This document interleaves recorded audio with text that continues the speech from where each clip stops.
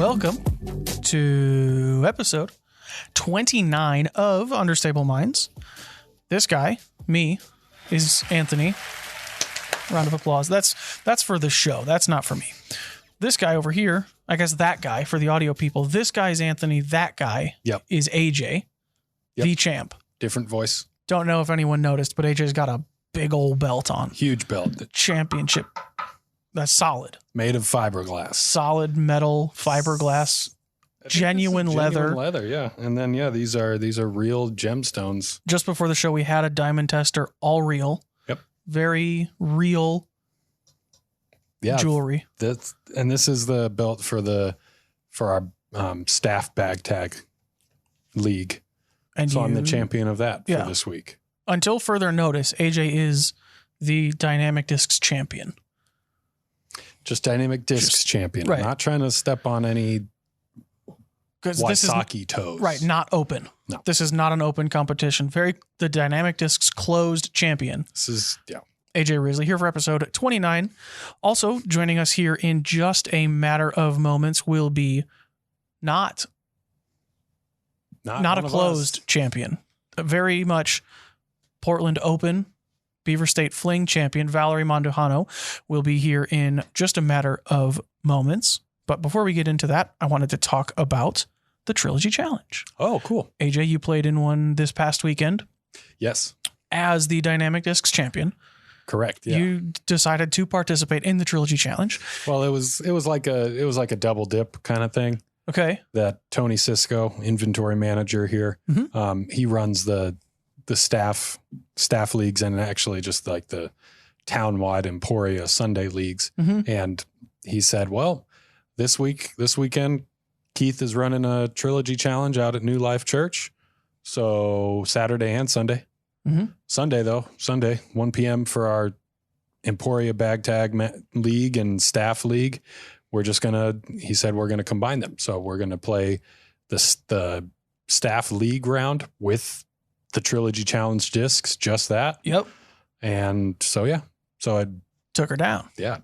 Well, I took down the staff, got the belt, and that was good. My score there was just good enough for second place in the Trilogy Challenge. And the Trilogy Challenge winner didn't get a multi-million-dollar belt. So you finished well enough. I think you were aiming, there's gold medal. And then for this competition, silver medal was actually of more value. Kind of. Yeah, sure. Yes. Okay. So for the Trilogy Challenge, it was like I had goals, like a tiered goals. Mm-hmm. And this was the first goal. Right. So first goal accomplished. We talked about priorities a lot last week. Your priority was the tag match rather than Trilogy Challenge. Right. I just wanted the belt. Right. And you got it. So the Trilogy Challenge, for those that are not aware, is an event that we put on with Dynamic Discs, Latitude 64, and Westside Discs. Each year you will get one disc from each company, and those are the only discs that you can play in the event with. This year there's a Gold Burst Saint from Latitude as the driver. The mid-range is a VIP Ice, yes, right here in front of us, actually, for the video folks, is a VIP Ice Tersus from Westside Discs, and then the putter is a Prime Burst Agent. This is the only way that you can get the Prime Burst Agent. So otherwise, they've only been available in classic plastic. If you are a Prime Burst fan, like this guy. Oh. Prime Burst Agents. Oh. You could, wait. Agents in a new plastic? New plastic, wow. Yes, sir. For more information in regards to running an event, playing in an event, finding one in your area, you can go to trilogychallenge.com. If there's not one in your area, I believe the application to run events is still open. So be sure to do that. You can host one. It makes a great first event, whether you're trying to play an event. It makes a great first experience running an event because a lot of the pre-planning is done for you. Yeah. If you are looking to raise funds, I've seen people do this to raise tour funds. I know Keith usually will take the profits from his event and put it back into the course. Yep. Whether it's tee pads, mowing, maintenance, upkeep, new holes, anything like that. Or if you're just looking to make a few extra bucks, you can do that as well. All that information can be found on trilogychallenge.com. Events are running, as we said, from now. They've already started. They've started. And they end in October. So you do still have some time if you are looking to run one, play in one, both possibly. If you want to do both, you have plenty of time for that. Speaking of time. It's a fun event. It's not so much about the intense competition. Really it's a way to try out some new discs. And like you said, one from each company. Also, a putter, mid-range, and a driver. That's traditionally been the breakdown there. I just figured it was a coincidence every year. Right. It's like, we did it. We got there, guys. Yeah, no, like you said. No, not a coincidence. Much more casual than a typically sanctioned event would be. These are unsanctioned. You can, if you're running it, you can make different rules. You can make it doubles. You can do CTPs. Right. Yeah. You can have anything and everything. It's much more casual or more laid back. And if it's a lot lower barrier of entry where there's no stress. There's no, I have to do this because my rating or whatever. Like it's just, everybody's just out there having a good old time. Right. Yeah. Seriously. It's just try some new discs. Try, let go of your expectations for a day or for a round or so and try these new discs and kind of level the playing field amongst you and your friends. I feel like that's one thing that is really special about these events is everybody, that's automatically you get something to talk about after the round is over, even like during the round. If you feel like it, he's like, hey, he's like, oh, you threw the tersus on that hole. How did it, what did it fly compared to how you thought it was going to fly? And then, vice versa. You can gather insight from your card mates. You can also, be there to give out, some thoughts and some insight on the discs. And it's just it's a different kind of event. And so I think just like playing different kinds of courses and trying out different kinds of throws, it's good for that part of your mind to engage in some different kind of events from time to time. And so, yeah, I always enjoy these trilogy challenges. Yeah, it's hard to go into it with expectations or putting pressure on yourself. Like, I have to shoot this score, I have to do this or that, because for some people, it's the first time they've played the course that it's on. For some people, it's the first time they've played under whatever rules the TD set. And for a lot of people, it's the first time they've used 1, 2, or 3 of the discs that they're using. Yeah. And so there's a lot of learning. And like you said, maybe you'll figure out a new shot that you didn't know you could throw, or something that you need to throw, or a new disc that you like, or whatever it is. So it's definitely more casual and just fun. Yeah. And I know that, like, it's kind of reminds me of something that I would do when I was out on tour. I would play these practice rounds trying to learn a course for a tournament with my full set of discs. And then I would go and play. And then maybe sometimes I'd play a practice round with just like 4 or 5 discs on those same courses, or a lot of times traveling, just a fun casual round on a short course with a handful of discs rather than a bag full. Really then makes, less decisions. It's a much easier decision to, it's like, okay, I'm only picking between really 2 discs to throw off the tee, maybe a third if the hole's really short, rather than 10. Right. And so that's like a different part of your brain that you're exercising there. And then also you might throw the Saint on a type of shot that's required that you wouldn't exactly think of right away if you had your full bag.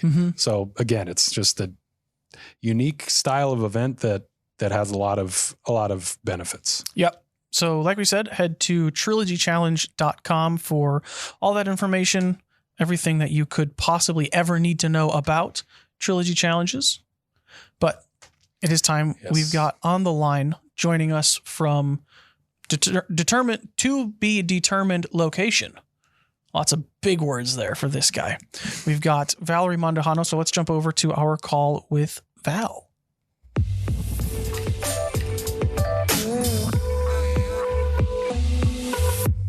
AJ, are you ready? Are you excited? I'm ready. We are joined once again by not 1, not 2, now 3-time Disc Golf Pro Tour event winner, winner of the Portland Open 2 weekends ago. And then she said, that's not enough.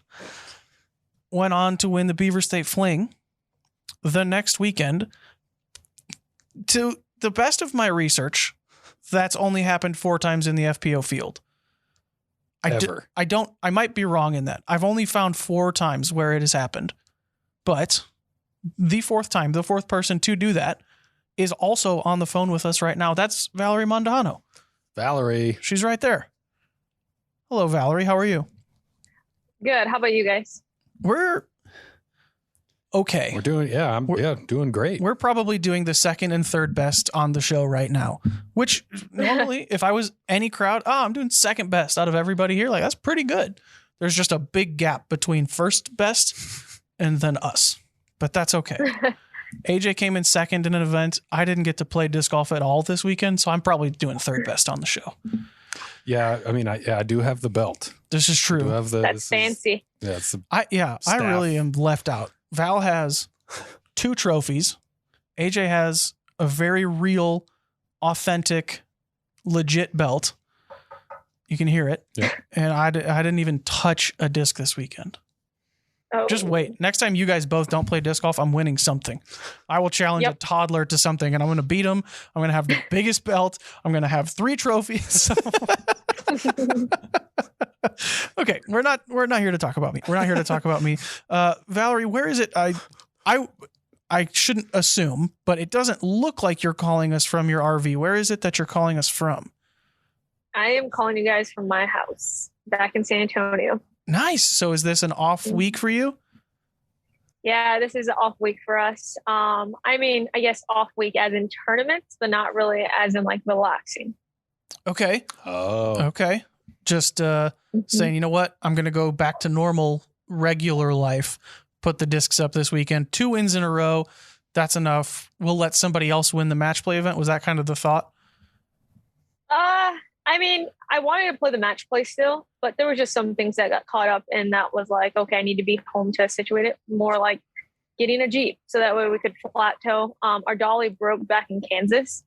And so we were like, okay, we know we need something for this swing. Do we just come back after the preserve and then try to figure something out? Or do we just drop out of match play and figure it out now? And that was the best, idea I think we all came up with. Mm-hmm. So then when is it that you leave for preserve as the next event? I assume you're playing? Yes. Either, I think we're leaning on Monday early. Okay. And you've played that before, right? I have not. Really? Okay. Well, we'll get into that here towards the end. But like we were talking about, you won Portland Open. You won your first Disc Golf Pro Tour event this year down in Waco.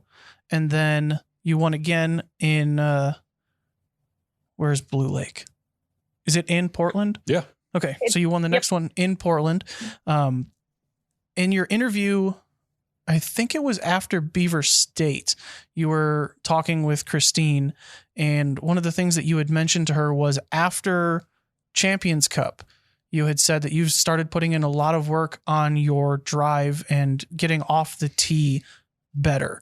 And you kind of attributed that to your recent success. That might have been after Beaver State that you said that, actually, now that I think about it. What has that process been like for you? How does someone that's at your level at the top, how do you say, okay, this is the issue. This is what's holding me back.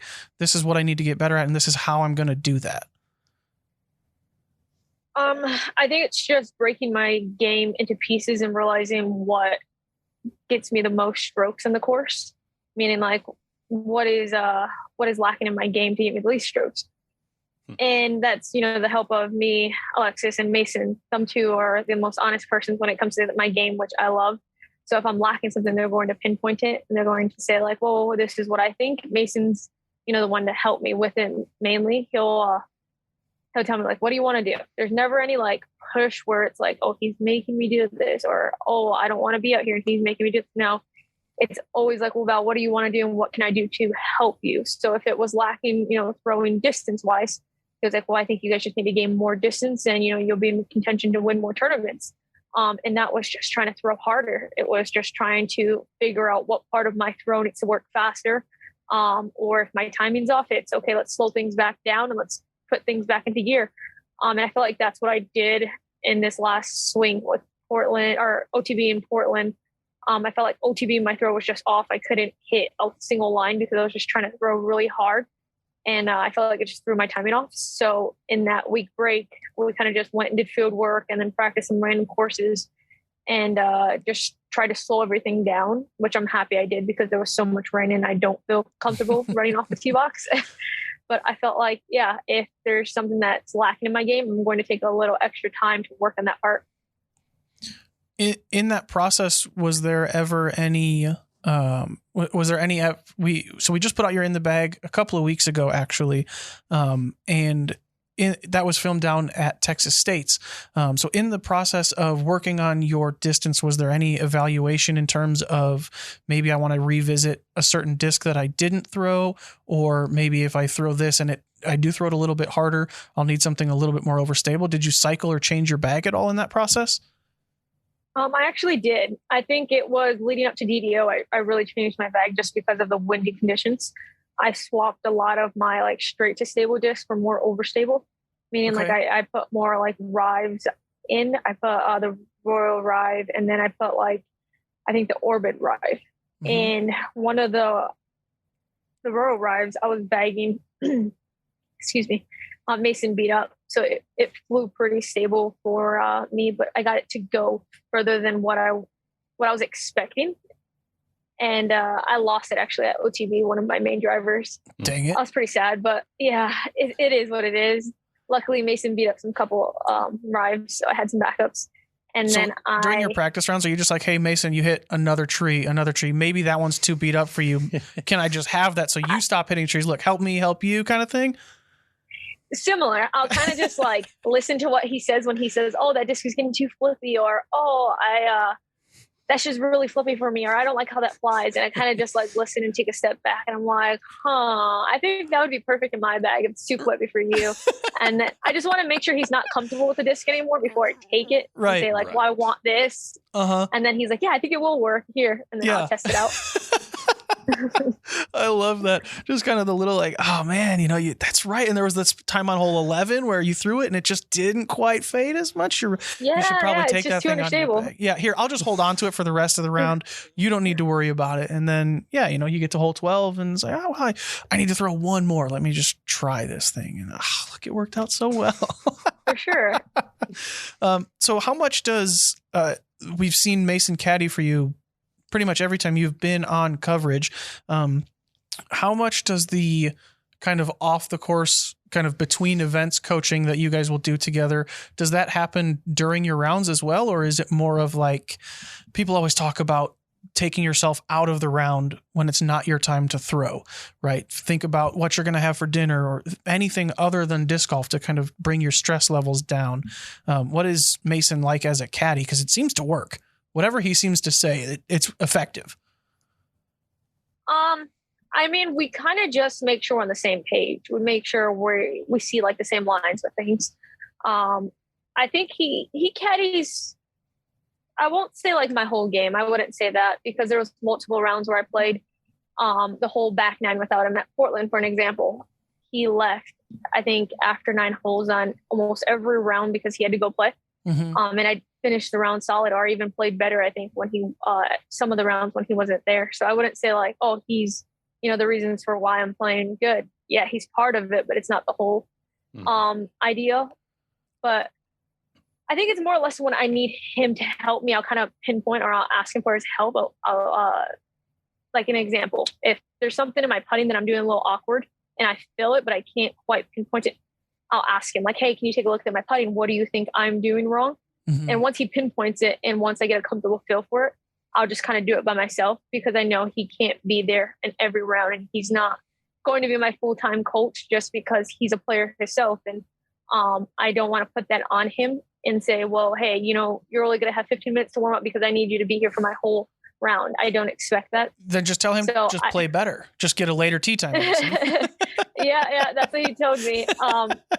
But yeah, I mean, I think we have a great relationship when it comes to a caddy and a player's perspective. And I feel like we both understand that we wish we could be there for the entire round, but we just can't.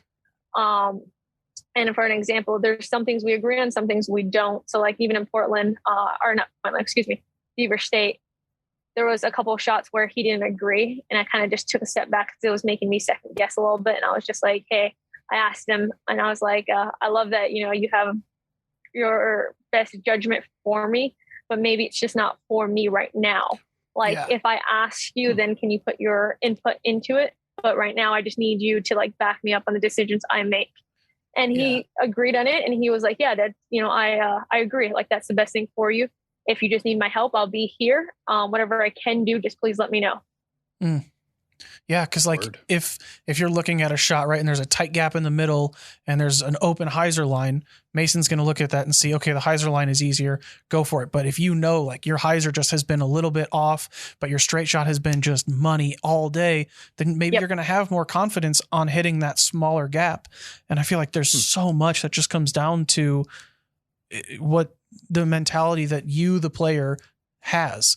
And if you have confidence in the straight shot and you don't have the confidence in the hyzer shot, as illogical as it might be to take the shot that maybe is twice as difficult to execute, if you're more than 2 times as confident in that, right, just do that. Just do that. It's a individual sport. Go. Yeah. I mean, right. Go ahead. I'm sorry. Go ahead. Well, I was just going to say, I mean, it's as simple as, why do people throw anhyzers? Or why do people throw, why do people throw anhyzers when a forehand is possible? Why do people throw forehands when an anhyzer is possible? It comes down to person to person, what is relatively more comfortable and what relatively that one person has more confidence in. So yeah, I mean, it's right. It's all about trying to figure out what those percentages are and playing accordingly, really. Yeah, for sure. Does it ever get to a point where, like, I don't know, say Mason's caddying for you? Do you ever just start counting like, all right, Mason, let's see, you won Music City. Then I won Waco, so we're even. Then I won Portland Open. And then last weekend I won Beaver State. So if you could please just shh. No, not at all. Like, he knows disc golf maybe even better than I do. And that's why I love when he voices his opinion to me, or, he'll point out shots, because he doesn't have to at the end of the day. He can just sit there and tell me like, Val, you do your own thing. I'll do my own thing. I don't need to be here. I don't need to be at his rounds, but I love that we support each other in that way.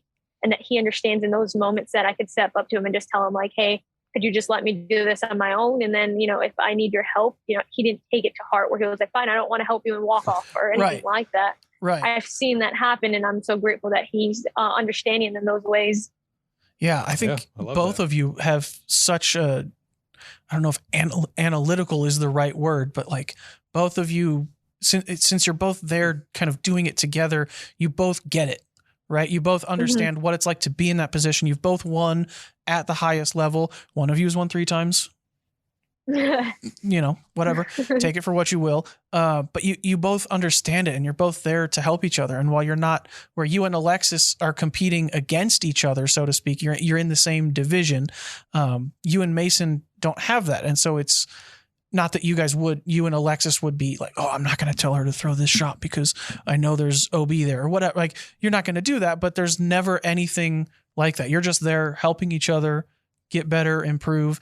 And like you had talked about, if you're doing something in your putt, it's really hard to feel what that is, right? Because you can't see yourself doing this thing, but then having someone that has a very similar mindset, and like you said, maybe even more knowledge than yourself there to watch and say, this is what it looks like you're doing. Try this, try that, do this, do that, is hugely valuable. And I think you and Mason both absolutely have that brain to do that. Well, and all this stuff that you described, it's like what you were saying is neither of you, and really none of you, if you think about the whole RV, like let's put all 3 of them together in one team. It's like there's no disrespect. there's a lot of respect and a lot of mutual respect amongst the three of you, especially that bond of Mason and Valerie is it doesn't matter if one has won, 50 majors and the other has only come in, career best is 50th in a major.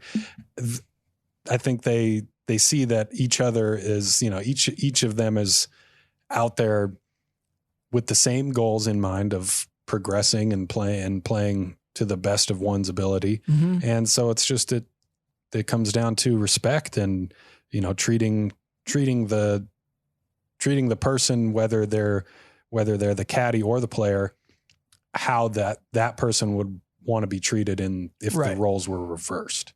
Yeah. And so I think that just speaks to the respect. But what I want to know is, what kind of moments were there on Sunday, during those first 5 holes and then during the back 9? Like, could you break down, because there was a turning point. I think it was on hole 6. There was a 3-stroke swing that was preceded by a 1-stroke swing. It was sandwiched in between 1-stroke swings, that 3-stroke swing. So there was a definite turning point. Did you have your fiance slash caddy slash coach slash chauffeur, was he there for any of the round, or can you break that down for us a little bit? Yeah, for sure. He was there the whole round. And the reason for it, I asked him, he was like, hey, I'm going to leave at this hole. And I was like, can you just stay for the whole round? Just because of some things that happened in the past with some things. And I won't go into detail on that. And I was just like, I just need you here just in case some things happen. Or if there's a hailstorm, I don't want to just ask some stranger just to caddy for me, just pull them out of the crowd and say, hey, can you just carry this umbrella for me or anything like that? Yeah. I enjoy caddying for myself, carrying my own bag, just because it makes me feel comfortable. But in conditions like that, I just need somebody there to hold the umbrella just to make sure my umbrella doesn't fly away, or they're just helping me dry disc. But I asked him to stay that whole round, and going into the round, I knew it was possible to win. I was like 3 strokes. I believe it was 4 strokes. I was like, Katrina's a very tough player to beat. But in myself, I knew I could chase her down. So going into the round, I would just talk to Mason about every shot. We agreed on a bunch of shots, and up into the 3-stroke swing, my mind was just playing okay, you gotta do some work. You gotta do some work to the course. That's all I kept telling myself. You can't focus on her. And as much as I wanted to, I saw her shots and I was like, she could get up and down from here, or she could do this. I quickly told myself, I'm not that player anymore. Don't rely on her to mess up, or don't rely on her shots or her game plan, to unfold or do whatever. I was like, you have to throw the shots. It doesn't matter if she's playing great disc golf or bad disc golf. I still told myself real quick, I was like, let's find a goal and let's stick to it. Let's see what I can shoot at this course. Once again, I know I say this all the time, but it's the way I play the best disc golf is, what can I shoot at this course?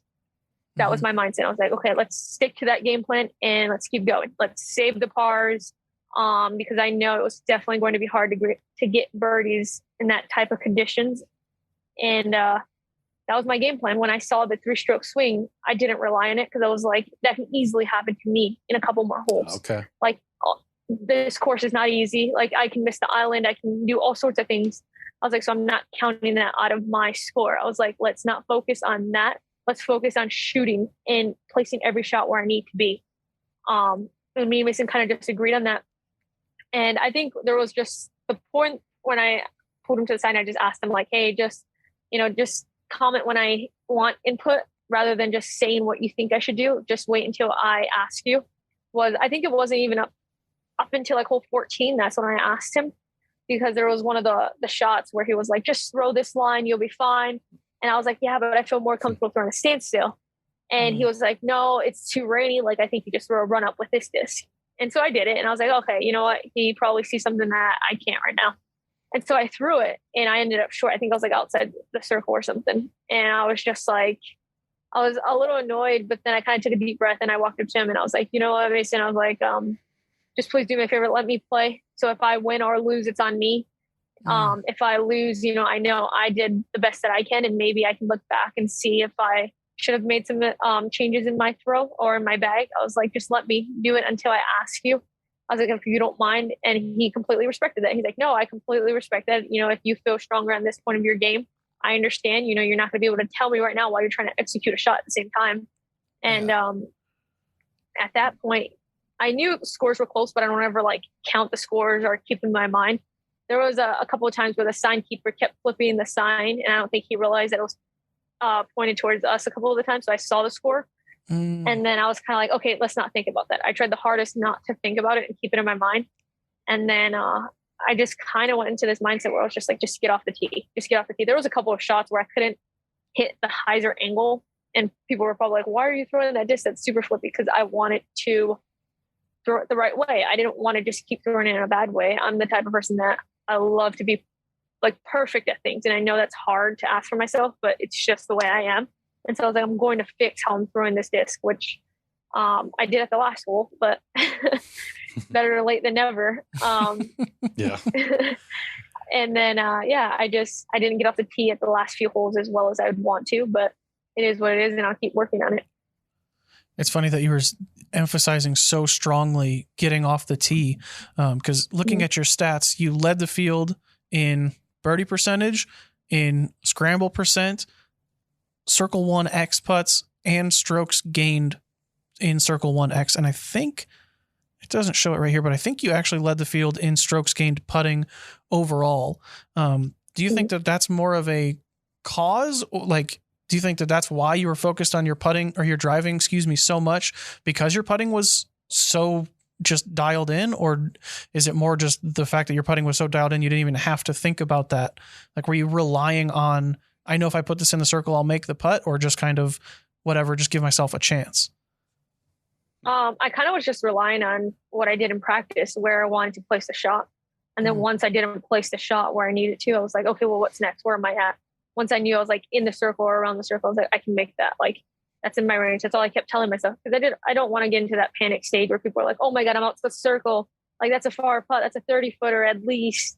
So I just was telling myself, if I get anywhere near the circle, let's see where I'm at first when I was walking up. And then I was like, okay, if it's anywhere near the circle or in the circle, I have a good chance of making it.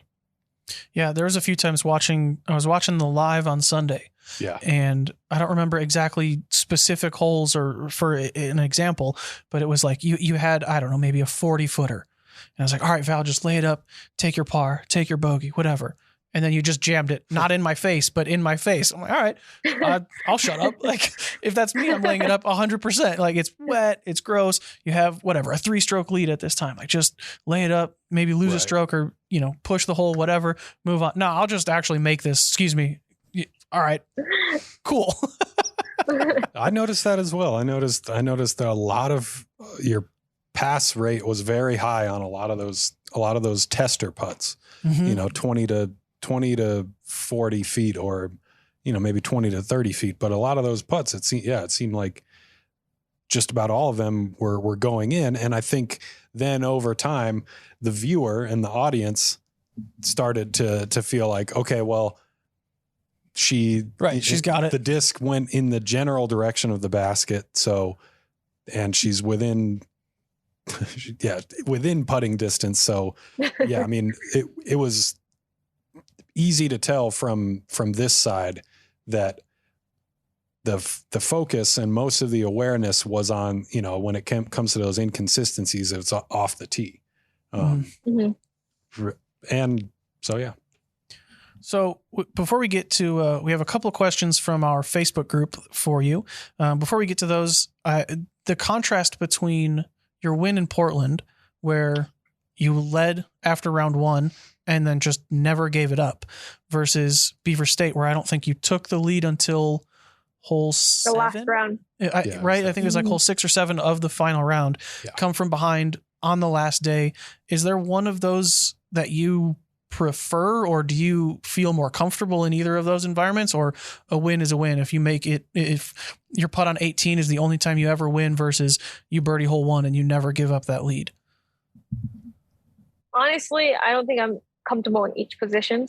I feel like I said, anything can happen. Like, it doesn't matter what the lead is or anything. I have the mindset is, it's not over until that last putt falls, until, you know, we're all waving at the crowd and saying bye. That's when it's over. So I think either or, yeah, I don't count anybody out of it. I don't prefer either or again. I don't even know how I feel about it, to be honest. I'm kind of just like, it sounds like I like to win. Playing golf. I like to win. It sounds like your focus is more, I mean, and you alluded to it earlier when you were talking about Katrina. It's like your focus, it's more just inward.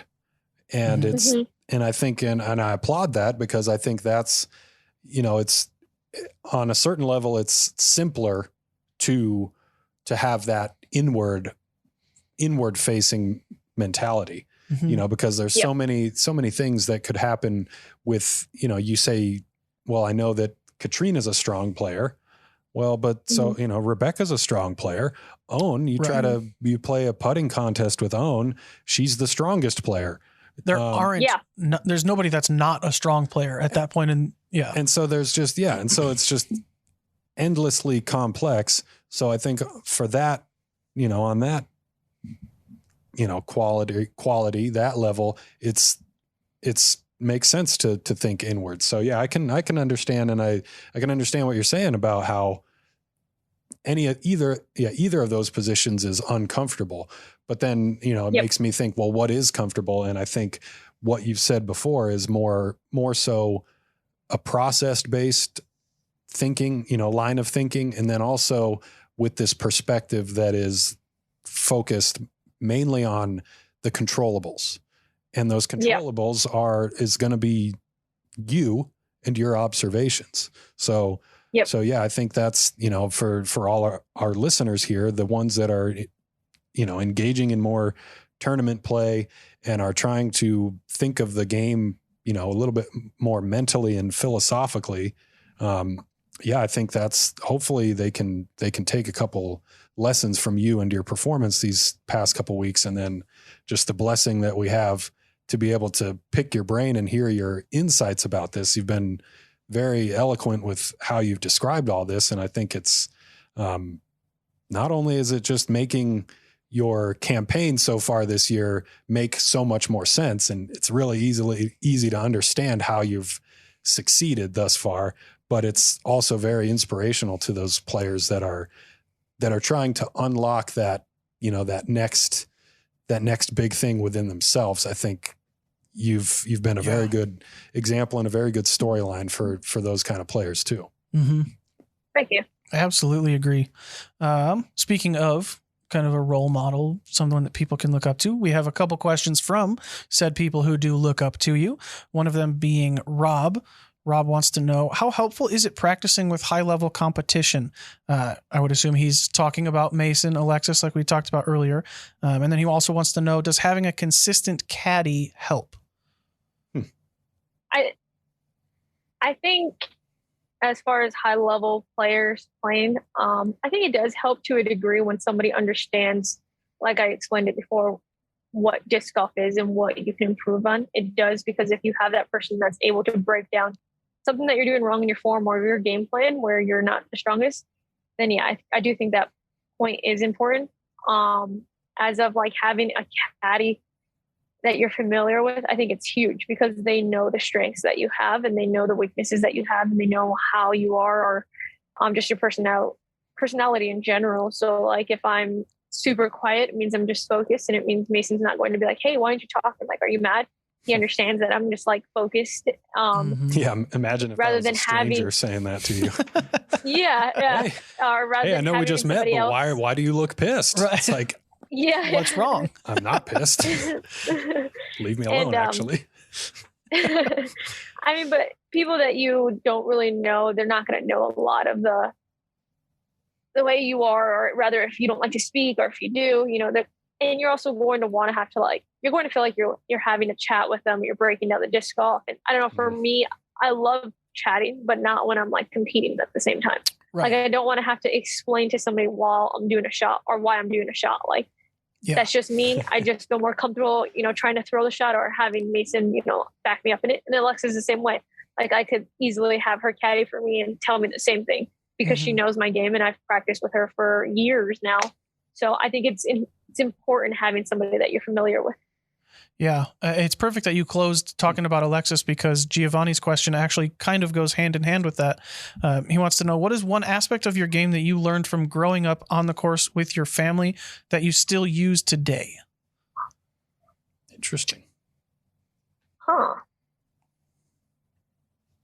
I think that's good sportsmanship, if that answers that question. Yeah. That was one of the things that my mom always taught me. She always told me, always have good sportsmanship. Even if you have a bad day or you're having a bad round, never take it out on the rest of the card. And I think that's huge, just because if roles were in reverse and I was playing fine and somebody else is having a bad day, I wouldn't want them to take it out on me or the whole card. It just sets the tone to the card. Yeah. And I feel like that's huge with my family. Yeah, it's really interesting thinking about that, because obviously, you don't want people to be out there saying, oh, I played with Valerie and she was terrible, this and that and whatever. Yeah. But I feel like that would almost have a positive impact on yourself as well, because then you don't let yourself get as worked up or as emotional about, maybe you get a bad kick or your disc rolls OB or whatever. Then you're not letting yourself get as worked up about that. And it's not going to have that impact on your game where 3 holes later, you're thinking about, oh, stupid hole 6 basket, my disc and whatever. Like you're just not, you just don't let yourself get to that place. That's really good. I mean, there's a few things to unpack there. I mean, it's nice that we were talking about role models, and then this question comes up, and sportsmanship comes up, because it's like this cyclical process, and we have to be, on two sides of a coin. When we're thinking about playing, about what we've learned from those people around us, we've learned what we look up to, what we see as a role model, like what I see as a role model from the people that I grew up with or that I play with now. And then I see the ways in which I am their role model. And it could be for the people that I know, and it could be for the people that, the exact opposite. If I'm thinking, okay, well, I'm going to make a first impression on whoever it may be. Then the focus is more so, okay, now I'm the role model. And then I'm just going to go back to, if I have to be the role model, the way that I'm going to know how to act in that position is by thinking about who are the people that I looked up to as role models, and maybe not even looked up to, but looked across the table from as role models. And so that's, and then that's kind of where, when you think of sportsmanship, it's not so much being a role model for, someone that's younger than you or someone has less experience. When you're being a good sport, you really are just trying to be a role model for someone who's on the same level as you.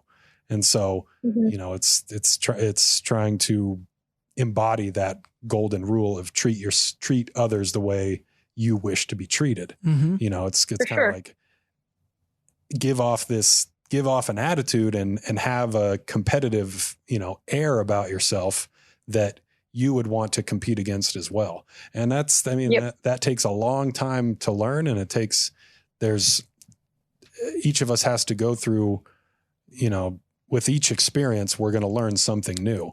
And yeah, it gets really complex at times, but like you said, it takes a long time to learn. Yeah.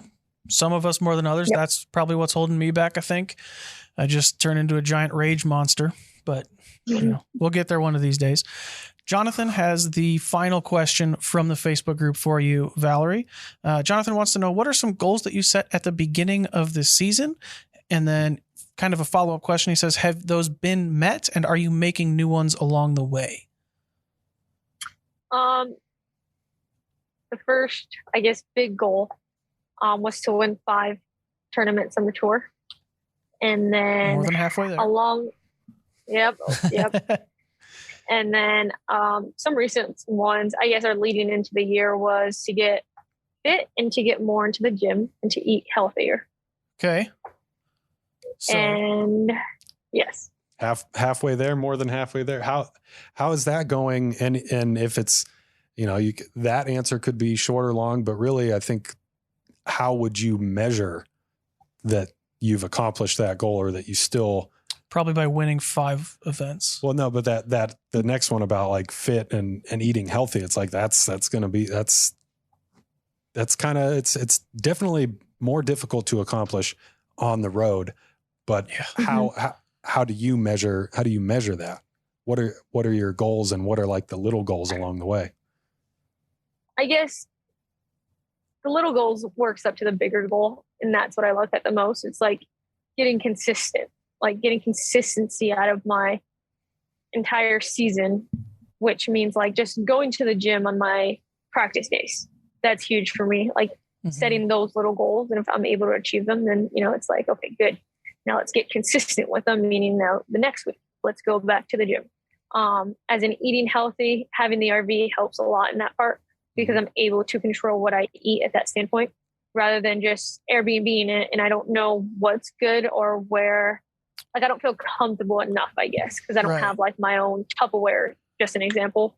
Just little things like that makes it harder to eat healthy. Yeah. Or, excuse me, my phone just turned sideways. There we go. Okay, there we go. Yeah, just little things like that. And I mean, just seeing, I guess, little goals as in like keeping track is just how many squats can I do? How many push-ups can I do? I was weaker here last week. Can I get stronger here? Am I going to be more sore? Just little goals like that, just leading up to it. So jumping back to your first one about winning the 5 events, is that just a number, or did you go through the schedule and say, I really like my chances at Waco, I really like my chances at Beaver State, I really like my chances at Portland, and say, these are the 5 events? Like, did you pick specifically, these are the 5 that I want to win, or just, I'm going to throw a number out there and I'm going to try and beat that number? Last year it was 4. This year it's 5. That's my guess. That's my guess. Was that it as well? Not at all. I just picked a number. I picked a number what I felt like what was sustainable. And I was like, that's doable. And I just play every event like I have a chance to win. That's really my mindset. Yeah. Yeah. I like it, because it's not, like you said, it's very attainable. We're not, go ahead. Just because if I would like categorize myself into certain tournaments or certain events, I'm just counting myself short. Like, personally, if you would have told me 2 months ago, I would have won Portland Open, one of the bigger courses on tour. I would have kind of second guessed you there. And I would have been like, I'm not the furthest in the field of throwing, so I don't know about that. But that's my point. If I pick an event and I'm just like, can I win this? You kind of leave that doubt in your mind. And then you're just like, well, maybe I can't, just because my game doesn't have this. But it's like, you never know what the future is going to hold. I didn't realize I was going to be working on distance the last few months. So I'm just, where am I going to be, and how can I attack that course the best way? Yeah, I like that a lot, because it's like you had said, and then kind of the opposite of what you were saying of like, if you go into an event saying, this is one that I had marked down as I want to win this one, and then you don't, now you're leaving that event in a probably worse spot than you would have been otherwise, because you set your expectation at, I need to win this to hit my goal. And now you feel like, okay, the year is already over because I didn't win Texas States. Whereas, and then the stress starts hitting you. Right. And then even if you do win it, I feel like it would kind of take away from the win a little bit. Maybe not, but because it's like, okay, well, I just did what I'm supposed to do. Right. I told myself I'm supposed to win this, and I did. So rather than it being like I exceeded my expectations, it's kind of like, okay, I met my expectation. Right. If your expectation was just to play, go ahead. Yeah. So just an example, like if I would say, oh, I need to win Beaver State Fling. Going into the first round, I wasn't leading. I didn't make the lead card until the second round. I could have easily said, well, dang, now I don't have a chance of winning, especially after the second round. I could have been like, well, I'm not going to win this tournament because I'm so far behind. It's so easy to get that mindset. Been there, done that, learned from it. And I felt like the mindset I have right now is the best mindset I've been in a while. Just as competing, I feel like I have a well-balanced, I'm able to look at disc golf in a whole new direction rather than putting the pressure on myself and saying, I need to win this event and that event. I don't even look at events like that anymore. If anything, I get excited and I'm like, I've never been at this course. I've never been at this event. I've never been in this state. Just little things like that help me keep going and wanting to perform too. Yeah. I feel like being on the road can get so overwhelming at times where you're just kind of like, well, if I didn't win, 3 tournaments, I could have just been like, well, why am I playing? Like, really, why am I out here trying to compete? It's so easy to get that mindset. Yeah. Yeah. It's look out, world. It's She's coming off back-to-back wins and just said she's better than she's ever been. Right. Different mindset than she's ever had. So, yeah. I don't want to go against that. Well, I mean, I think you need to change your tune then, because Valerie has been going against that the whole year. Yeah. And look what's happening. She's good. That's the differentiating factor here. She's good. Well, but I'm this guy. I know. And again, this is what works for me. I think there's something to that. I think to be at the level that you're at and to have the goals that you have, and then it's one thing to have those goals, right? But then to achieve those goals and then make new ones and keep pushing. I think you have to have that mindset of like, yeah, like you're talking about where it's, yeah, okay, Katrina is a 2-time world champion. Who knows how many NTs majors she's won? A million. One of the best FPO players we've ever had. And you're like, okay, I'm 4 strokes back and I have 1 round. Nah, I kind of don't really care. I'm just going to play the best I can. And if it's good enough, it's good enough. And if it's not, whatever. Like that's all you can do. You can't be sitting there thinking, oh, hole 1 didn't get a stroke. Hole 2 didn't get a stroke. Hole 3 didn't get a stroke. Or 5 holes in and I haven't made up a single stroke. It's over. Because it's not. I could. And it's like, it's so easy to play to your competitors. Like, you could end up sitting there saying, oh, well, she just bogeyed and I have this 40-footer. It's okay if I bogey. It's okay if I miss this. Like, it's fine. I'm playing the pace as my player or as the player next to me. I used to think that way and I felt like it just didn't work. Like, I just ended up playing worse golf. And then I took a step back and I'm like, what am I doing? I'm competing against players. That's not the goal of the game. The goal of the game is to see who can play the best game on this track, meaning the course. And that's the way I personally love to play, just because I'm not out here chasing Katrina. I'm not out here chasing any players out here. I'm chasing the best that I can be. I'm chasing my own record in the future. Right. Yeah. I mean, and you could be doing both at the same time. Yeah. And as long as you're able to compartmentalize and know that you have to accomplish all these small goals before you can get to this tackling this big goal. Because I've thought about the same kind of thing before, going out on tour and, not exactly like commanding respect from people that are watching, but just kind of quieting the doubt and the doubt that creeps in. And a lot of times what you have to do is like, I had to tell myself multiple times, it's like, I am not Ricky Wysocki. I am not Paul McBeth. I am not Eagle McMahon. And that just kind of shut, if you imagine you've got this building with like 50 doors on it and all the doors are open, each time you tell yourself, I am not Ricky Wysocki, you close that door. I am not Paul McBeth. You close another door. And it's like, at some point it seems like it's going to be demoralizing, but once you have all those doors closed and you've told yourself, okay, this is not what I am. This is not what I am. This is not what I am. Once all those doors are closed, then the only thing you're left to focus on is what's inside the house, and what's inside the house is what you are. And I think, and that's what I got. That's a point that I got to, was like, okay, I've lost to everybody. Now I can focus on myself and how I'm able to actually finish a round of disc golf. Yeah. And then you just continue to build, and what you're building is, not only are you're not just collecting information, you're building confidence. Yeah. I feel like that is kind of, people always talk about like, what was one time where you changed one thing and instantly got 50 feet farther on your drives? Like, that doesn't really happen, but that feels kind of like kind of like one of those level up moments where, you're 4 strokes behind Katrina going into the final round of a Pro Tour event. And the thought isn't, I need to make up 4 strokes on Katrina. The thought is, I'm just going to play my best. And then guess what? Katrina has to catch me. Like it's almost putting that thought into everyone else's head, because now people are going to look and say, oh, geez, I'm 4 strokes behind Val. I got to make up 4 strokes on her, where you're just like, hey, I'm just playing golf, man. I'm just trying to do the best I can. I'm going to throw the shot the best up to my capabilities. And if that's good enough, then it's good enough. And as has been the case the last 2 weeks, it's been good enough. Yeah. It has more than been good enough. AJ, do you have any closing questions for Val? Closing questions. I think, the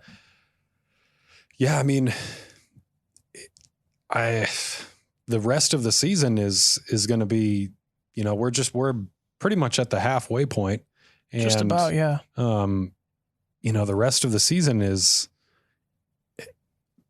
it's like even more valuable. It's more valuable than the first half of the season. I think there's a lot more high pressure situations.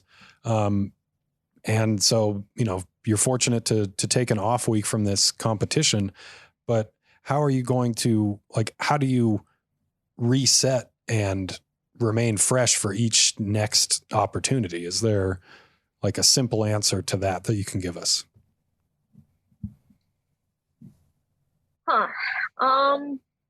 I think it's just being balanced with everything, knowing when I need to take a day off, knowing when I need to push a little harder, knowing, okay, what's the perfect balance into the tour? What's the perfect balance each event?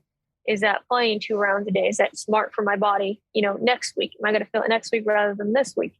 I think it's just finding the perfect balance each and every week, each and every event, because they're all different. I can't go into the mindset of this is what I'm going to do. I'm going to take a day off here, or I'm just going to grind it out. I'm going to play 2 rounds at this course. No, there might be courses that are smaller, like Idlewild, compared to the Preserve, where I can smartly, 1 round is good, rather than pushing myself and trying to play 2 at the Preserve. Idlewild, I may play 2 rounds a day. It just depends week in and week out how I go about every event. Mm-hmm. Yeah. Yeah. I think keyword being balance. Yeah. Mm-hmm. Yep. Yeah. And I think as you get more comfortable on the road, both this season and then 5-10 years down the road, I feel like that stuff's just going to get easier, right? Because you're going to learn the courses more. You're going to get more in tune with, this is what works for me. This is what I like. Yeah. Mm-hmm. Very cool. Yeah. Val, your Fusion X Vandals are out, right? People can get those? Yes. People should get those? You can get those. I think they're good. Just saying. Seems to work. It seems to work pretty well. It's becoming one of my main throwers, if not the main thrower in my bag. Okay. Talk to me about that really quick before we let you go. What sort of shots do you use it for? What can people expect from that disc, etc.? Straight out the box, I'd say it's fairly straight to stable. After a couple tree hits like me, it'll start to no, like Mason. Quickly, Mason beats up the disc. I have him beat him up. There you go. Yeah. Then if you put a little more snap into them, I love to hyzer flip. So the Vandal's perfect for my arm speed, at least. I like to throw it on a hyzer, get it to stand up, and then flex back. Or if I need it to go Annie, I'll just throw them flat and let them turn over on themselves. It's my fairway disc. It's my main fairway disc, honestly. And like everyone's seen at Portland and Beaver State, I mainly threw it off the tee. I just felt really comfortable and confident in the disc. Mm-hmm. And I feel like that's a disc that you're probably going to lean on more and more as the tour kind of heads back east. We get into more courses like Idlewild, Maple Hill, stuff where you're really having to shape shots, hit gaps, and that sounds like the disc for that. Mm-hmm. That and that Gold X Fuse. That shot that you threw on at Glendevere off the basket. That was amazing. Yes. So keep throwing that Vandal, keep throwing that Fuse. Cool. Val, thank you so much for joining us. We look forward to the next time that we have you on the show. Enjoy the rest of your off week. Best of luck to you as you get back out on the road. When you do get back on the road, best of luck to you through the rest of the season as well. Thanks, guys. Thanks for having me. Thanks, Val.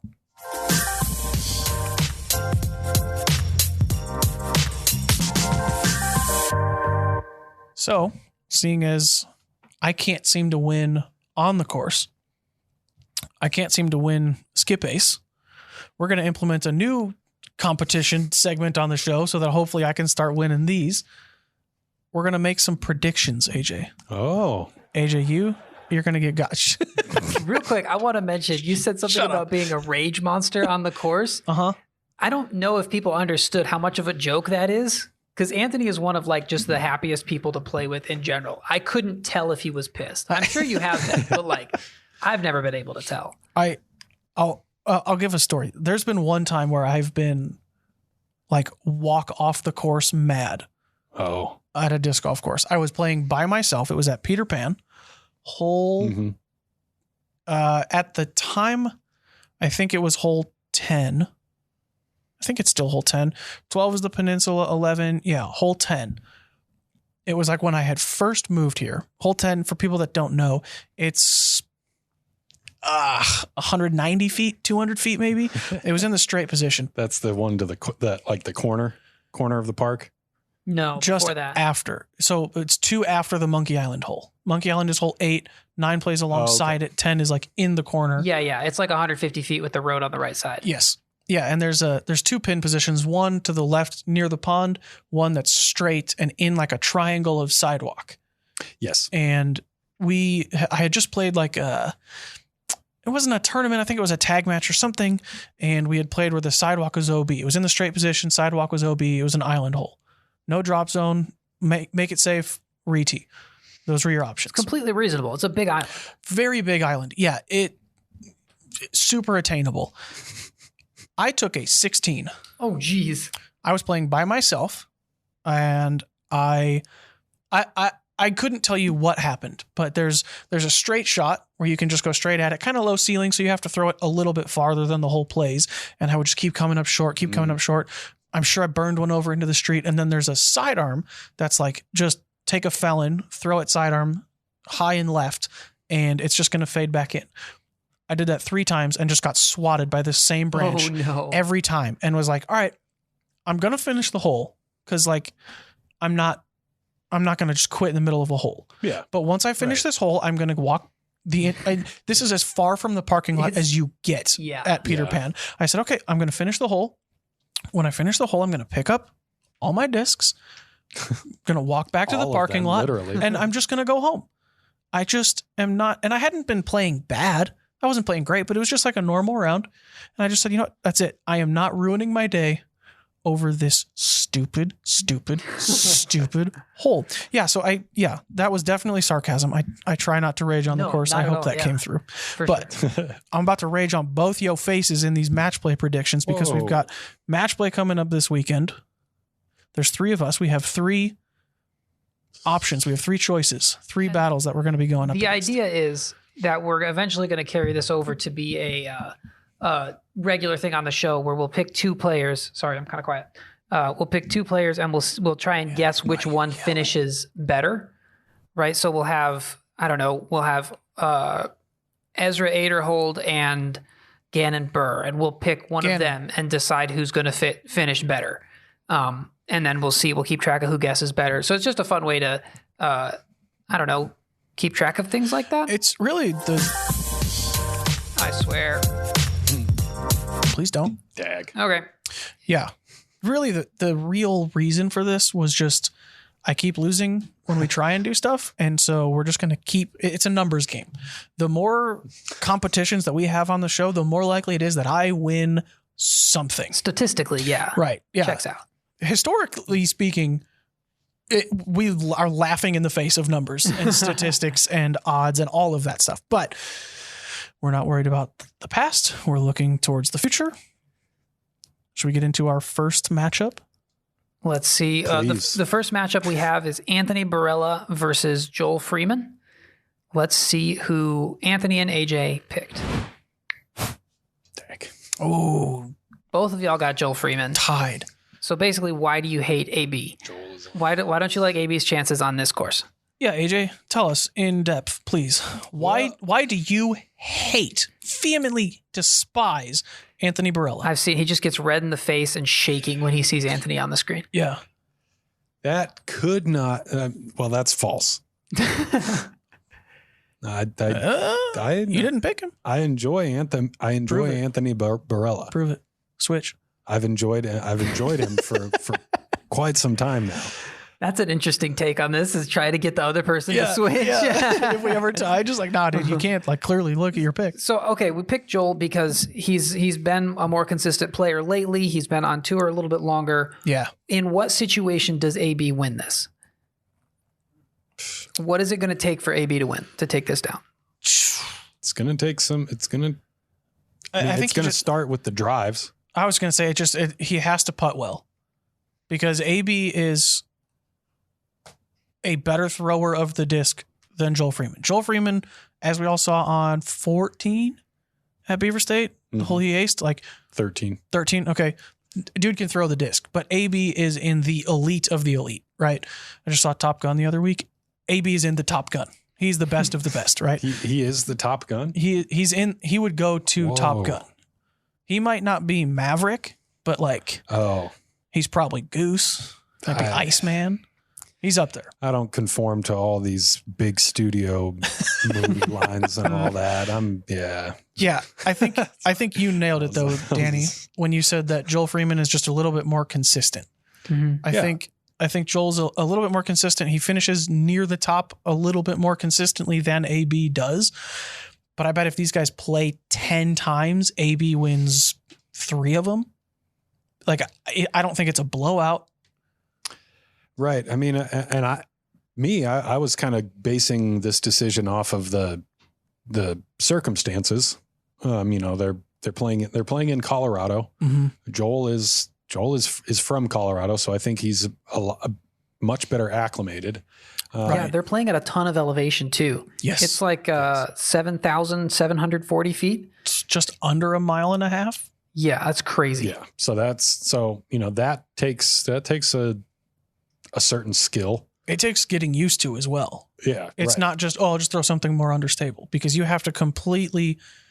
Like, you can't look at a hole and just say, I'll throw this. You have to completely override your gut reaction. Well, yeah. You got to pace yourself on the walk from the basket to the tee pad too. Right. Yeah. So, so I just think Joel's a little bit more conditioned, better than AB is for that physical setting. And then also just this kind of gameplay setting itself of, shorter matches. When it's one-on-one like that, I kind of feel like Joel has that kind of edge and that kind of quality to him, more so than Anthony. Anthony, I think, is better at shutting things out, and he excels when he's able to do that. But this is not what that is. So right. That's why I would give Joel this one. Okay. Are you also on Team Joel, Danny? Yes, I also had Joel for this one. So, and also I put it on the Facebook page to see what the audience thought. They also voted for Joel. 70% of people did. Hey, I nailed it with my 3 out of 10. Yeah, I was just thinking that. Okay, so let's move on to the next one. The next one is Jeremy Colling versus Kevin Jones. Ooh. Dag. Oh my gosh, are we going to be tied for everything? And y'all both got Kevin Jones. Yes. And don't get me wrong. I like Kevin's chances here. I think he's got probably more power than Jeremy. Yeah. But I went with Jeremy on this one because I was really close. Because if you know Kevin Jones's game, he tends to do a lot of forgot to shut off the transition. He tends to do a lot of really big hyzer flips. He starts the disc off on a lot of hyzer and throws it very hard, and it will just flip up. And that's how he plays his game. And I think at altitude, where the stability of his discs is going to be not as much, or is not going to be as understable, I think that will hurt Kevin's game more than it'll hurt Big Germ's game, because he can just throw big hyzers with everything, forehand or backhand. Yeah. See, now that particular reason is why I would give Kevin the edge. That's why I would give Kevin the edge. Why is that? Because he likes to throw shots that his discs aren't going to work for it? Well, I think it's almost the opposite. I think he kind of, rather than going, turning more towards a hyzer flip game, he's going to I think he's going to go towards more of like a lawn dart kind of game. Something that Will Schustrick really pioneered and made. So he's just going to change his game entirely and somehow beat Germ, who's going to be perfectly comfortable throwing hyzers either way. Well, see, that's the thing is Kevin is just going to change the discs that he's throwing. He's not, I don't think he's going to be. He has to change something though. Yeah. And Germ has to change less. And I think they're, as far as on paper, they're probably similarly skilled. So, I mean, I just don't see it. I see an argument for Kevin, I guess. He's a little bit on more of a hot streak lately, but I don't see how. I think what he'll do is he'll just go to simpler shots that are simpler to execute. And so I think that'll give him a little bit more. What prevents Jeremy from taking those shots? What prevents him from taking a big spike hyzer? Yeah, from also grenade? doing the big. He is big Germ, so yeah, he's got trick shots.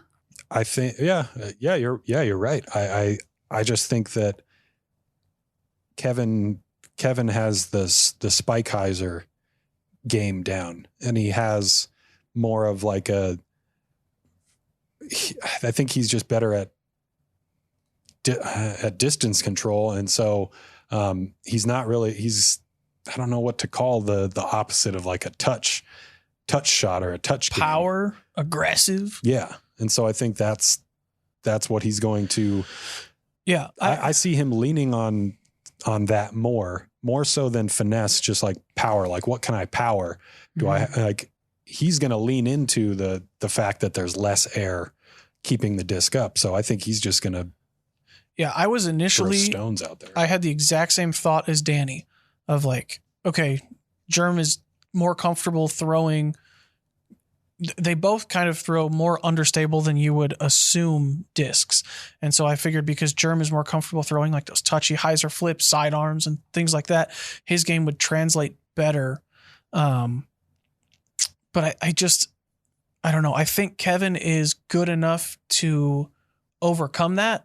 And I think because like you were saying, AJ, where he's a little bit more the aggressive player, I think that the elevation change will affect Germ's game more because it is so touchy and there's so much finesse in it that like it's like he's got his discs on a remote control sometimes.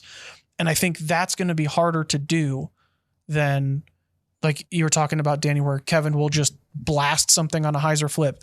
Maybe it won't flip up as much.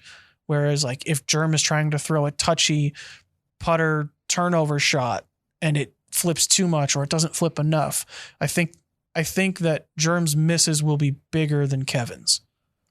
All right. This was the closest of our three for me, though. I was going back and forth for sure. The audience also went with Kevin Jones. So maybe there's something that I'm just not seeing, but how close was the audience? It was 62%. I think the putt is gonna. So here's what I think about the putt. Kevin's miss while putting is low.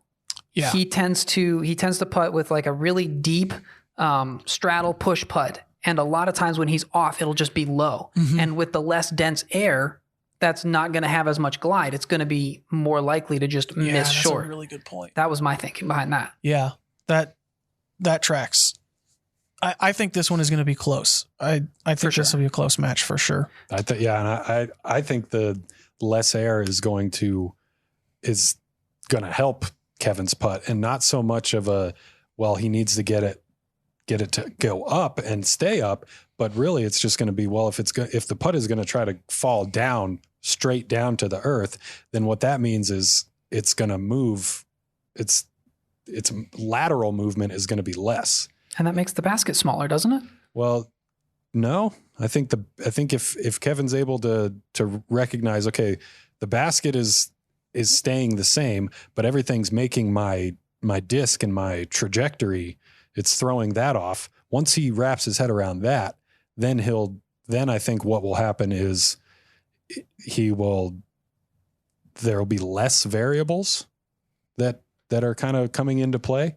So, and things will be simpler. Things will seem simpler for him. And I think that Kevin, once he recognizes that quality and he's able to seek that out, then that's when he excels. There you Fair go. enough. You're, All right. you're welcome, Kev. Agree to disagree, but okay. It's kind of like a grenade. Like, let's why move why on do to people the next one. The next one is Ganon Burr versus Albert Tam. Let's see what y'all pick. Dag. Ooh. We've got a difference. Uh-oh. Explain yourself. Okay. Yeah, well, I was just thinking about this because I picked it not too long ago. Did you think this was like also who can bench press the most? Right. Because I would like to switch my pick. Yeah.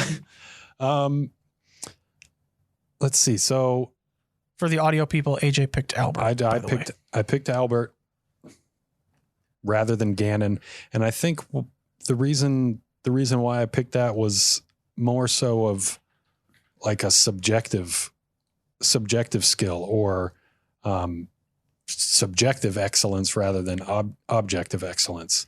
And so I think this kind of situation is what Albert has a little bit more experience with and what he has learned more from is a situation like this where, you know, he hasn't really, you know, all of these players, they're just kind of thrown into this scenario where they've made the cut and where they're, you know, up in the top 10, or I guess it's top 16. Mm-hmm. So it's like they're already in like a select group without having done anything. So how does Albert get an advantage from that? I think he just has more experiences like that, so it'll be easier for him to wait. He's been playing longer, and he's been playing on this top. I think he's been playing longer, but Ganon hasn't finished outside the top 10 since Belton. Sure, and so He what I won a would Pro say Tour. is He went to a playoff in another Pro Tour this year. Or I guess Albert won a Silver Series this year. He won Tallahassee, didn't he? yes, So they've both won once. right. Ganon went to a playoff in another one at an Elite Series. I was saying a lot of things because I was in the back of my mind, I was trying to figure out, okay, what's the concluding sentence? And now I have it. It's just that I think Ganon relies a little bit more on momentum than Albert. So that's what I'm saying is that there's no momentum here. Mm-hmm. Right away, they're having to start from zero. I think Sure, but in a situation that feels like, okay, we've already been battling it out. And so I think I just kind of think that Albert has the edge. It's hard for me to agree that there's no momentum when one player is coming off 9 straight top 10 finishes. I think the argument for Albert could be he has a forehand, and I don't think Ganon's throwing forehands right now, and the experience. He's just more mature. He's older. But I picked Ganon because he has shown that, like, he has the maturity, he has the mental game to be able to step up and take it down. Plus, I don't know. I feel like Ganon is going to get more creative on the course, like you were talking about with your argument for Kevin Jones. I feel like Ganon is going to get more creative than Albert. But this one was close too. On the Facebook page, this one was only 60% for Ganon Burr. So we have one that was like more decisive, and then 2 that were kind of That a little bit more of a surprises me. toss-up. I do not take this to mean what I'm not saying, because I freaking love Albert, dude. He is the best, one of the nicest people. Oh, I am super nice, yeah. huge Albert fan. I think if they play 10 times, I think Ganon wins. If they were to play 10 times right now with the hot streak that Ganon's on, I think Ganon wins 8 or 9 of those. Really? And that is not to discredit Albert at all. He's coming off of 2 top 6 finishes. Portland, he finished 5th. Beaver State, he finished 6th. But before that was a couple strings of 20ths. Did he beat Ganon both times? 2. Or Ganon beat him at Portland? Let me double check. But yeah, Ganon finished 10th at Beaver State. Let me pull up Portland Open. I know it was obviously inside the top 10. Portland Open was 4th. So Ganon got him in Portland. Albert got him in Estacada. So regardless, it should be a good match. I think it will be good. Yeah. That'll be a good one for sure. Mm-hmm. Albert, please don't hurt me. Albert is one of those guys. I was telling my fiance about this as we were watching the coverage he was on. I was like, Albert looks mostly like a normal proportioned dude, right? Like he looks like a normal guy. He works out a lot, but like he's a normal dude. Right. And then you go up to meet him and he's like, I don't know, 6'8" or something. Like he's massive. Yeah. Like he's, the number in my head was like 6'5". Oh yeah. I was exaggerating a little bit. Not by much. Yeah, he is. Yes. You see Albert and it's like, oh, that's a dude. And then like, oh, he's good friends with Emerson Keith. And it's like, that's kind of rude. Really? They're playing the same game right now? And then they both do. And they're both really, really very good at it. Just goes to show that, man, anybody can play disc golf and be good at it. That is very true. Except me. Oh no. As long as you can rotate, you'll figure it out. You'll get there. Yeah. All right. So we've got AJ and I agree on the first two, not the last one. Danny, you and I agree on the first and the last, not the middle one. And you two agreed on the first one and disagreed on the last. Right. Because you said you took Ganon, right, Danny? Yes. Yeah.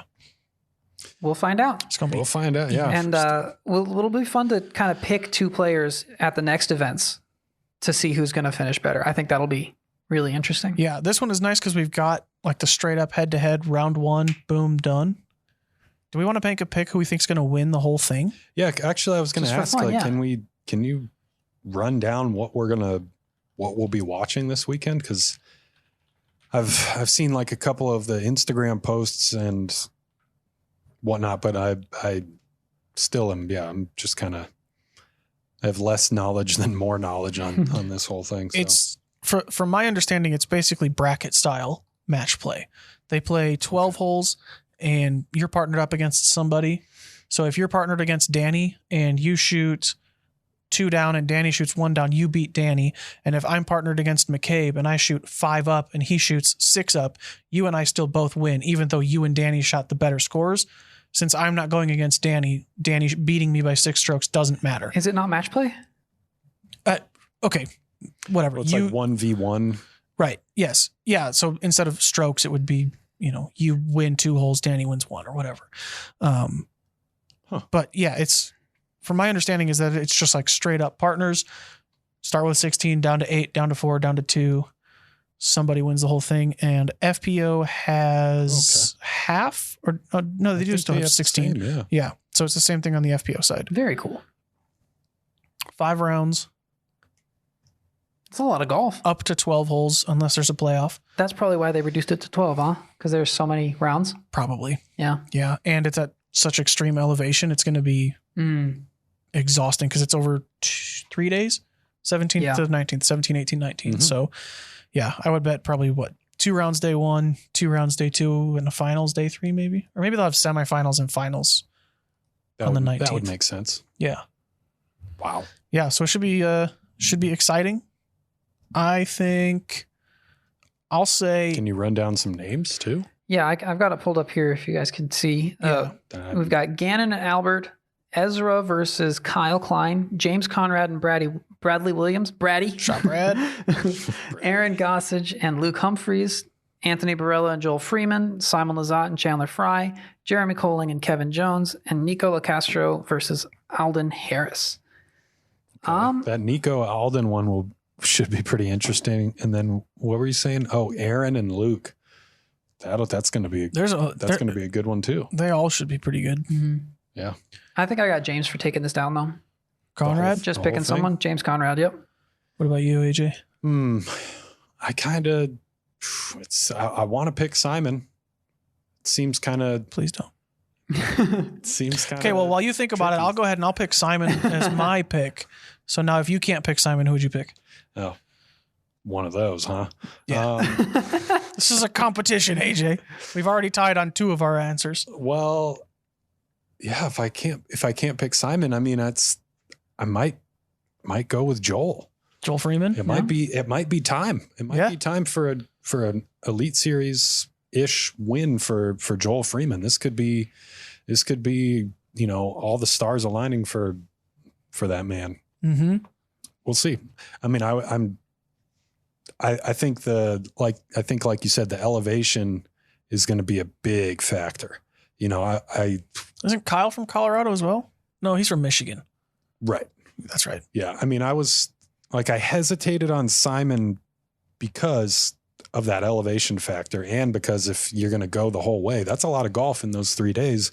And I just don't think that Simon is. Well, you can't pick Simon because I already did. As conditioned. I already picked him. That's fine. Wow. Well, please don't talk about my picks like that. But see, then the reason why I was on the fence at all was that he's gone back to back at OTB in Portland. That was a big factor in why I picked him. I mean, just a exemplary, extraordinary, I guess, display of talent, and both physical and mental. And so, I feel like he's surging right now, and so it's and with the week off to rest and recharge and see his offspring, Simon Jr. Yeah, Emmett. I think that all those things really help. It's just going to be really interesting to see who crumbles and who remains fresh. That's where I would give Anthony Barella You didn't pick him. I would give him a couple merits because I feel like he's. But you said you hate him. I did not say that. That's what your pick said. No, the crawl. You literally picked Joel Freeman, and then we said, who do you think is going to win? And you said Joel Freeman again. So twice now you've said Anthony Barella stands no chance. That's what I've heard. That was the quote. I saw it on the ticker earlier. AB has no shot. What does the ticker say now? Oh. Hey, that was Anthony Barella that said that. Anthony Barella said that. I think all of those are good picks. I just think Simon will beat them. So you guys will see next week on episode 30 that Simon did win. Joel Freeman also won, as did Kevin Jones. How about the FPO side? The FPO side, Be careful with this guy. What? Let me get my pick in real quick. If you get slightly derailed, then we got Missy versus Leica, Lisa versus Holly Finley versus Kat Murch, Maria Oliva versus Natalie Ryan, Deanne Carey versus Ella Hansen, Jennifer Allen versus Emily Beach, Sarah Hokum versus Vanessa Van Dyken, and Rebecca Cox versus Owen Scoggins. I'm gonna go first just because that's an advantage. Wow. I'm gonna go with Hokum. Okay, I'm taking Owen. Yeah, Owen has been playing really well. I was between those two. AJ, you've had plenty of time. You got to to be faster, man. Come on. Right. As much as this is not a race, it's very much a race. And AB's not on this side, so you can't just pick whoever he's playing. Gosh. I think AJ said Holland. Yeah. Because you said she's going to beat Lisa. And then I guess it doesn't show an actual bracket. Dang it. I was just going to run down the bracket of who she would be playing. And you hate this person. You hate this person. Pretty strongly dislike this person. The math checks out. That's what. Yeah. For the listeners at home, AJ is a firecracker off camera. Dude just keeps throwing shade. It's true. You're right. Yeah. Sorry. I just want everybody to be nice, cool, and comfortable in the shade. Right. So here you go. Shots. Anthony, is it the same song for the outro as for the intro? Tough. Yeah. Okay. Thanks for listening, guys. Bye. It's not playing. This is awkward. Hang on. Let me try again. Oh, there it is. Okay. Hey, we found it. Now do we just talk until the song ends? No, I'll just fade it out. Is that how we're going to end it? So we can strike up a lively conversation. AJ, anybody else that you want to slam before the show ends? Hurry.